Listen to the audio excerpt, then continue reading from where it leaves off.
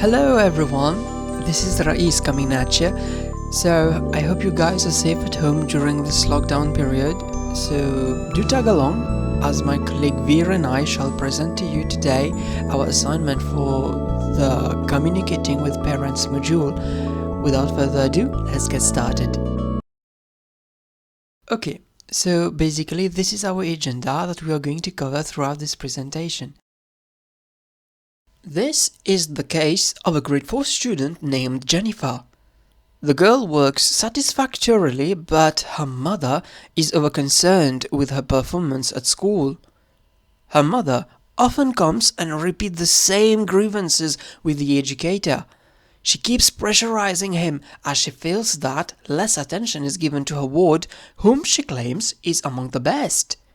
Not only is she overworking her child at home, but also come to spy on her at school to finally complain about the new teacher to the headmaster. She has been comparing the teacher with his predecessor. She has managed to make her daughter believe that neither her teacher nor her friends were good enough for her. A profiling of the child showed that she is from a broken family. She lives with a divorced mother and a stepfather. The mother is known to be verbally violent with her daughter for her simplest action, equally for her satisfactory performance at school.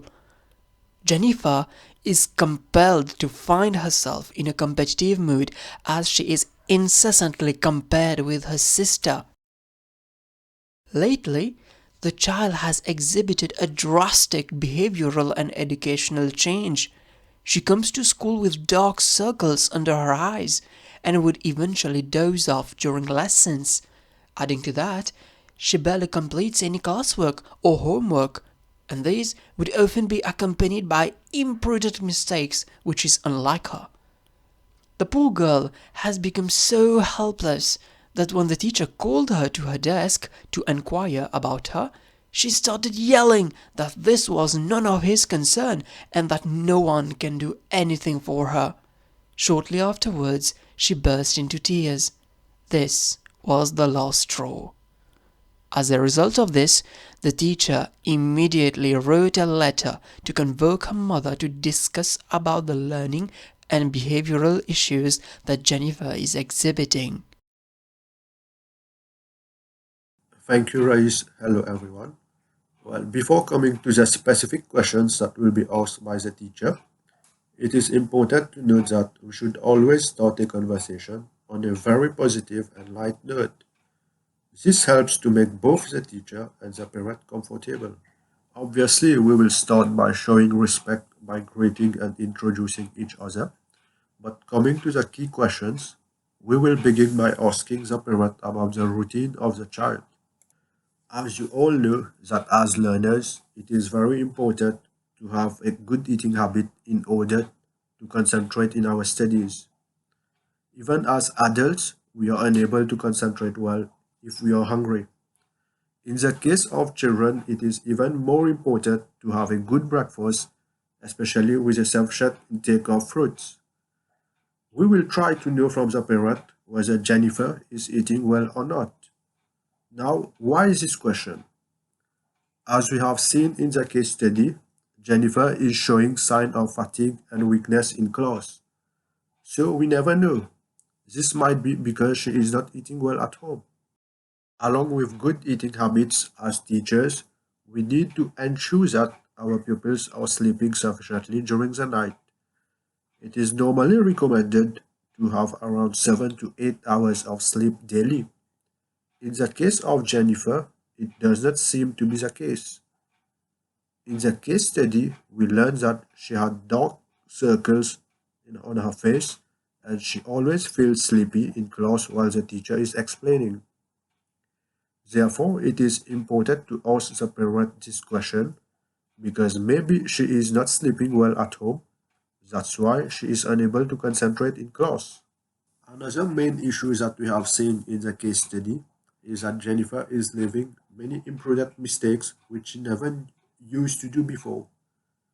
So in order to have some clarity on this aspect, we can ask the parent whether Jennifer asked for help while doing her homework, or is the parent checking his copybooks lately? Because if previously she was not doing these mistakes, then maybe there is some reasons that's why she is doing such mistake now. Furthermore, we have seen that Jennifer is distancing herself and speaking very rudely with her friends. Normally, children, they are very friendly with their parents, and most of the time they share what is happening at school with their parents. So it is important for us to ask the mother whether Jennifer spoke to her about her school friends, or whether she had a fight with someone, or any reason why she is behaving rudely with her friends. Speaking about friendship, we have learned in the case study that Jennifer herself did not reveal to the teacher why she is behaving like this, or why she feels sleepy in the class during explanation. It is through her close friend that the teacher knew that she was being forced to work till late night. So it is important for us to ask the parents whether she knows about her close friends of her daughter. Like, to get this information, we can ask the parent whether she knows how Jennifer spends her free time at home, whether she plays with her friends or she speaks with them on the phone. From this information, we can get to know that whether the friend, whatever she talked to the teacher, whether it is right or not. We should not forget that the close friend of Jennifer, she is still a child of grade 4. So whatever she told the teacher, we need to cross-check. So for this, we will have to ask the parent about the close friends. And if the parent says that the close friend is this girl, so then we can assume that whatever the girl told us that it is true. Now, another very important aspect is that Jennifer is finding herself very helpless in class, and she is even crying with pain whenever someone tries to speak to her. So we need to know that whether she repeats like it's the same reactions that she gives at home when her mother talks or when her father talks to her. So it is very important to know to ask the parent how does she respond when she talks to her at home. Does she express herself easily, or even at home she cries very easily or yells? So it is very important to clarify these things with the parent. By the end of this discussion with the parent, I am hoping to make sure that the problem is indeed overloading the child with additional works, because let us not forget that with all the dreadful and disgusting things that we can hear on the news, we cannot rule out an abuse case. Should it be the case, I hope to be able to work collaboratively with the mother. She just wants her child to succeed. I shall try my best to emphasize on the importance of emotional stability in the life of a child, which is directly proportional to her productivity in all areas. Lastly, the mother comes to understand that the evaluation will be carried out at school and recognized at school level itself and not at home. As an educator, I am following a well-established curriculum whereby I am considering the 21st century skills in my classroom. While working on this assignment, we have come across various communication models that exist, but we have chosen the David Berlos SMCR communication model because this model takes cultural factors into account. Like, nobody is right or wrong. It is all about the perspective. And if we look at the case in the case studies that we have taken, we can see that both the teacher and the parents, they have a good intention, which is the well-being of the child. Only their ways of doing things are different. And obviously, as for all communication models, we do have the advantages and some drawbacks as well.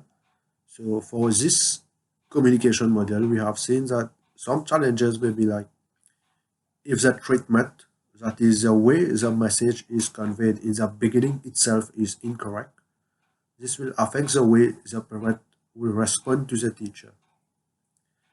And similarly, if the structure, that is the flow and the choice of words which the teacher is using in his questions is wrong, then the parent will not receive the correct message that the teacher is trying to convey. And this may bring negativity and some obstacles in the conversation. Berlos' communication model advocates that the people must be on the same level of communication, as the factors affecting the source and the receiver are the same. However, this is not true in real-life situations, because they barely share the same common grounds. Pertaining to noise, after a message is sent, noise may occur. This noise disrupts the source and the message, and eventually causes the receiver to only partially receive the message or not at all. Internal noise refers to a state in which part of the communication process, for instance, the receiver is not feeling well or not entirely focused. As a result, the receiver may miss out on certain parts of the message. External noise, on the other hand, may be caused by background noise.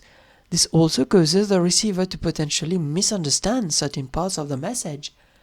Non-intentional noise can be caused unintentionally and can, for example, occur if the sender uses difficult words, which then makes it more difficult for the receiver to understand the message.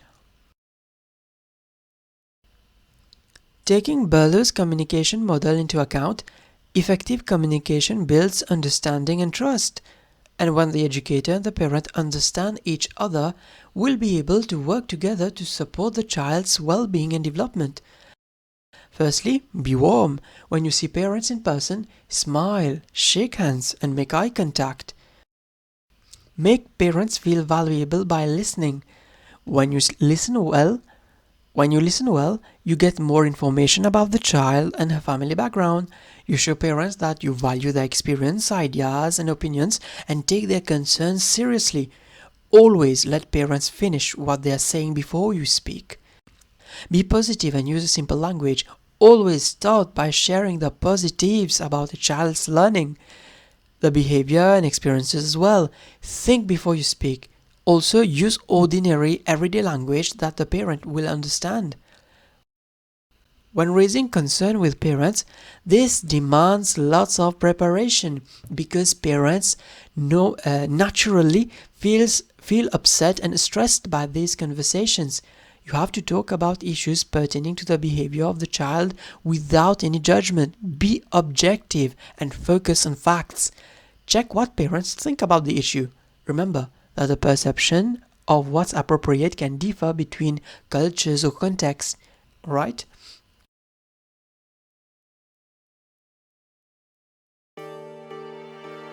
Bonjour madame, ça va? Oui, moi bien, Michel. Qui fait rapidement à l'école? Il y a un problème avec Jennifer, non? Oui, mo pe vin lo wala la. Comment mo fin des âges où Jennifer et les enfants qui donnent beaucoup dépendent dans l'étude et qu'à plusieurs reprises, sans qu'il me dise par lui-même, il finit et de se vendre camarade. Tous les temps, mo fin trouve lui comme un élève qui est exemplaire, qui est bien impliqué dans ce ban sujet. Oui, Michel, je connais, moi bien fier de lui. À cause de ça même, pour lui rester temps parmi ban baisse, me donne beaucoup de devoirs à la case. Comment lui rentrer de là, moi Michel corrige lui. Justement, raconte-moi un peu qui fait comme ça quand il retourne à la case, hein? Ben, me donner l'affaire pour manger.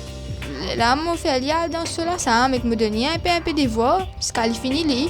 Justement, madame, depuis quelques jours, Jennifer, son comportement envers ce camarade, il a bien changé. Oui, mon Jelly, pas fréquente maintenant, à cause de couillon. Ah! Avec aussi, est-ce que vous checkez s'il peut faire tout ban devoir l'école qui me donne les? Non, pas vraiment. Pas trop gagner des temps que moi. Mon Michel qui est tout ça là. Qu'il faut pas ça. Parce que ban devoir qu'il peut faire n'est plus comme avant. Il peut faire ban faute qu'il n'est pas habitué à faire. Et où là? On peut redire aux enfants, faire comme les autres? Les couillons? Non, madame, pas mal comprendre. Jennifer pas capable de concentrer comme avant.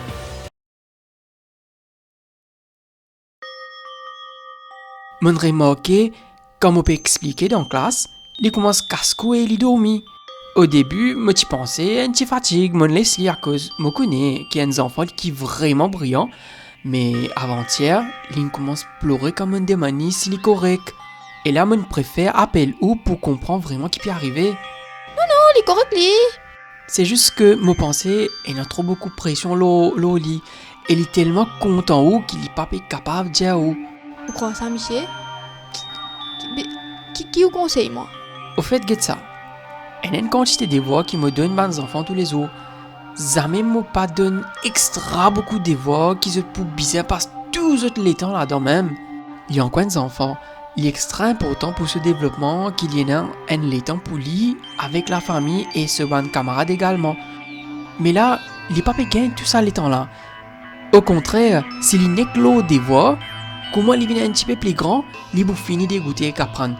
Et comment peut aller là, il n'y a pas aucun camarade, il pourrait rester tout seul toute longue sur la vie. Mais d'accord, écoute, Michel, mais si m'arrête de donner des voix, il n'est pas pour ici à cause ou donne trop de tigres.